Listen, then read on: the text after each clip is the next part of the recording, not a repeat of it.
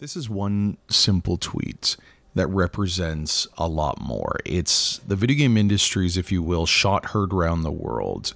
IGN's Alana Pierce today put out a tweet saying there won't be a daily fix because of a large group of IGN employees have refused to work until the company issues a statement/apology regarding what happened to Callie Plagge. Alana Pierce, of course, is the host of the Daily Fix daily news program for IGN that's seen by millions of people. IGN, of course, representing one of the largest outlets in the video game industry and is really, for many people, just the voice of video games. It caters very much to a male-centered, younger demographic, but its mainstream culpability is important. And today, a group of IGN employees decided that human lives were more important than dollars and cents.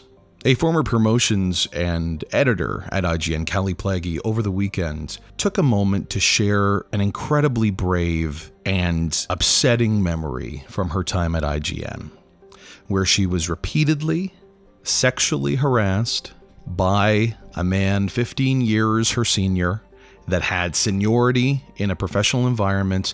And when this information was released to the LLC of IGN, this massive multi-million-dollar corporation, it was swept under the rug. This continued harassment, which we'll get to a little bit later, was allegedly performed by one editor, Vince Ingentio, that has since left IGN, but is responsible for affecting the lives of both Callie, whose work I wasn't as familiar with, and what we're finding out today, Chloe Rad, who still works at IGN. I have been following her work for a while. I know personally she's helped me a lot with Dark Souls and to understand the franchise more.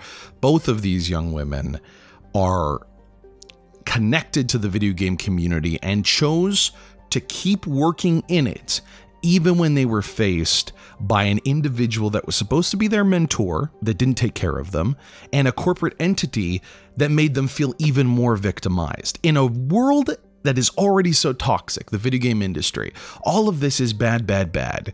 But despite this all, members of IGN, like we said before, decided to take the Wonder Woman route and say this is not about dollars and cents, this is about human lives, and we will not continue with this show until changes have been made. Within a few hours, changes were made. There was a note put out by the editorial staff, nothing from the management or legal team, that says, "It is with great sadness, pain, and regret that we tell you that IGN has failed two of its female employees, one former and one current, both of whom the team cares about deeply. We are devastated that two of our own have to live with and carry this pain for more than a year. All of us have been wounded deeply by this, though again our suffering is nothing compared to those of our two beloved friends, and this morning we addressed the open wound directly with our management team and human resources representatives in an emotional, difficult, but ultimately productive 2-hour meeting where any and all voices were heard." It only took the bravery of one Callie Plagge to make her story go public, knowing how toxic and poisonous the video game community is. And then the continued support and solidarity of people like Alana Pierce and other members of the IGN team and that work on Daily Fix to say, no, I am willing to risk my personal persona, I am willing to risk my credibility as a journalist, and I'm willing to risk my continued financial stability because some things are a little bit more important than the work. It takes a lot of lady balls to get into the video game industry to begin with. It is a horrendously poisonous and painful place to talk about the height of fucking chutzpah that it would take for these young women to already, when they have that stability and are breaking through the glass ceiling, to say, no, we need more, is heartening. And it's a good day. It's very rare that we get to say the video game industry is doing something right for the progress of humanity. And it seems like now, finally, we have a slightly good news story, albeit at the expense of some very brave men and women. So I just want to leave you today with two things. One, it's very easy for me to say this is great, kudos, look what this is indicative of the video game industry. I'm not really hazarding anything. I'm not really risking anything. But for these young women, especially that are already within that corporate entity and know how the HR fields represent them and what they do, it's a completely different story. So please lend your support if you can in any way you think you can. And perhaps most importantly, listen to the words of the victims, because so often we read a headline and hear a story and we'll get a curated version of one's events. And I thought it would be appropriate now to just take a moment and read out the full description of one Callie Plagge of her encounters at IGN and the fucking Ladyball's bravery, incredible power that it would take to say, you know what, I'm gonna face this monster of the video game industry. Fuck it all, because some things are more important. I leave you today with the words of one Callie Plagge. I can't swallow my anger any longer. The silence physically hurts. In 2016, while I was working at IGN, former IGN editor Vince Ingentio sexually harassed me and one other female employee for months. The harassment in my case included uncomfortable compliments, guys don't like skinny girls, you're perfect, manipulative and abusive comments, the guy he assumed I was dating are all boys, you need a real man, and overt sexual comments. When I was your age, I could go all night. He put his hand on my arm.